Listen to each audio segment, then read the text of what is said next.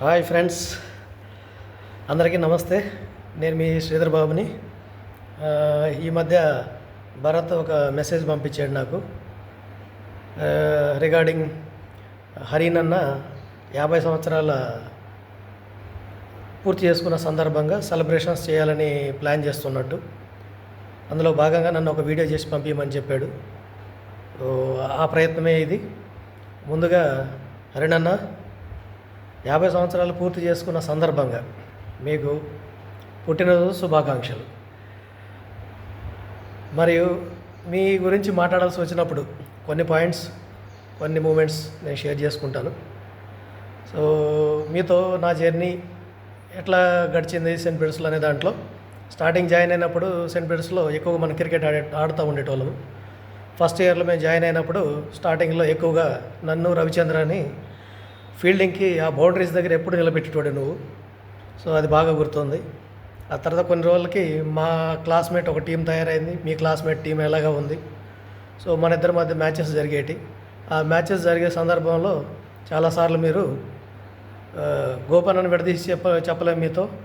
ఎప్పుడు అనేటోడు, అరే గోపి, ఆ శ్రీధర్ గారిని, ఆ రవిచంద్ర గారిని అవుట్ చేస్తే చాలరా, మనం గెలిచినట్టే వీళ్ళ మీద అని చాలా సందర్భాల్లో నువ్వు అన్నావు, మా ముందే అన్నావు. చాలా హ్యాపీగా అనిపించేది ఇట్లా సరదాగా మాట్లాడుకోవడం కానీ, గుర్తు చేసుకోవడం కానీ. తర్వాత బాగా క్లోజ్గా మీతో మూవ్ అయింది. 4 ఇయర్స్ మూవ్ అయ్యాము. కానీ సెకండ్ ఇయర్లో మేము మీరు రెంట్కుండే ఇంటి పక్కన ఇంటికి మేము రెంట్కి వచ్చాము. నేను, రవిచంద్ర, చాణక్య, అట్లాగే వినయ్ అన్న, ప్రసాద్ అన్న. సో ప్రసాద్ అన్న ఇప్పుడు మనతో లేరు. అప్పుడు మీరు పక్కన మీ ఫ్రెండ్ వాళ్ళ ఇంట్లో మీరు మళ్ళీ మీ తమ్ముడు వినయ్, మీ ఇద్దరు అక్కడ ఉండేటోళ్ళు. సో అట్లా ఏ సహాయం కావాలన్నా మీరు మాకు ఎప్పుడూ హెల్ప్ చేస్తూ ఉండేటోళ్ళు. సో అది కాకుండా ఫన్నీగా మీతో కొన్ని షేర్ చేసుకుందాం, ఒక 2-3 చేసుకుందాం అనుకుంటున్నాను. అందులో ఒక ఫన్నీ థింగ్ ఏంటంటే, ఒకరోజు నువ్వు చిన్న బాటిల్ పట్టుకొచ్చావు, ముందు బాటిల్ ఒకటి పట్టుకొచ్చి మా రూమ్కి వచ్చి, అరే రండ్రా కూర్చోండ్రా అని చెప్పాను. రవిచంద్ర, నేను చాణక్య అక్కడ ఉన్నావు. ఏందన్నా బాటిల్ తీసుకొచ్చావంటే, లేదురా జలుబు చేసింది నాకు, ఒక మూత మందు తాగామంటే జలుబు మొత్తం పోతుందిరా, ఇది టెక్నిక్ రా అని చెప్పావు. సో అట్లా తీసుకొని కొంచెం పోసుకొని తాగావు. అంటే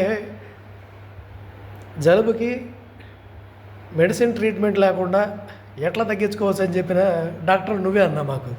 అప్పుడు ఎప్పుడు ఇది 1998 ఐ థింక్, 1998లో. సో అది ఒకటి మంచి గుర్తుండిపోయే ఒక చిన్న ఫన్నీ థింగ్. ఆ తర్వాత ఇంకొక విషయం ఏంటంటే, ఎప్పుడైనా మనకి ఎగ్జామ్స్, మనం టెన్షన్గా చదువుకుంటూ ఉండేటోళ్ళం. సో ఎగ్జామ్స్ వచ్చినప్పుడు ముందు నువ్వు, గోపన్న ఇద్దరు ఒక 10 చిట్టీల్లో 10 క్వశ్చన్లు రాసుకొని వస్తారు. 10 క్వశ్చన్లు రాసుకొచ్చి ఒక్కొక్కరిని ఒక్కొక్క పేపర్ తీయమంటారు, చిట్టి తీయమంటారు. అందులో వచ్చిన 5 క్వశ్చన్లే మేము చదువుకుంటారా, అవే రాస్తామని చెప్పేవాళ్ళు మీరు. మనకు అప్పుడు 8 క్వశ్చన్లు ఇచ్చేటోళ్ళు. 8 క్వశ్చన్లో 5 క్వశ్చన్లు మనం ఆన్సర్ చేయాలి. సో మీరేంది 10 క్వశ్చన్లు తీసుకొచ్చి ఆ 10 క్వశ్చన్లో 5 చిట్టీలో ఉన్న క్వశ్చన్లు తీయమని చెప్పేసి ఆ 5 క్వశ్చన్లకి ఆన్సర్లు మేము చదువుకొని వెళ్తామని చెప్పేటోళ్ళు.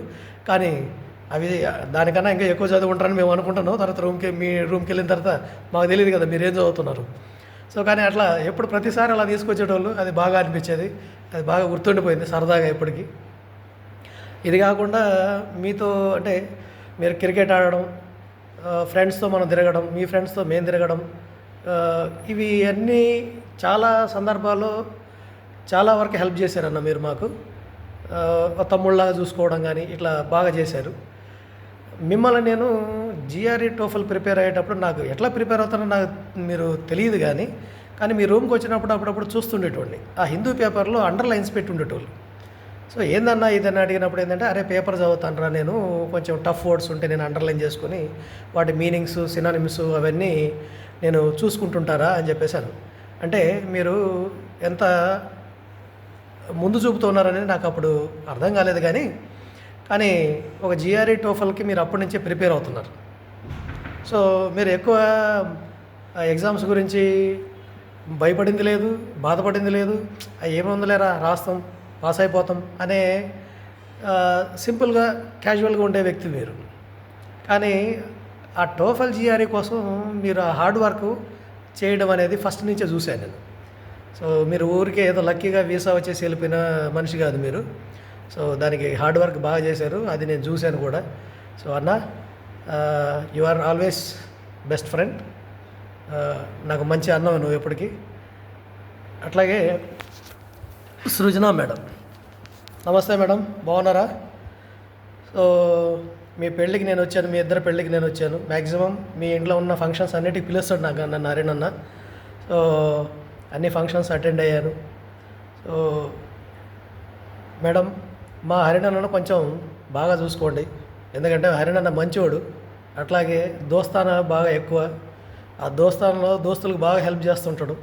కోపం తెచ్చుకోకుండా కొంచెం మా అన్నను కొంచెం మంచిగా చూసుకోండి, జాగ్రత్తగా చూసుకోండి. లాస్ట్లో హరినన్న 50 సంవత్సరాలు పూర్తి చేసుకున్నందుకు వన్స్ అగైన్ హ్యాపీ బర్త్డే అన్న. Thank you very much. Bye everybody.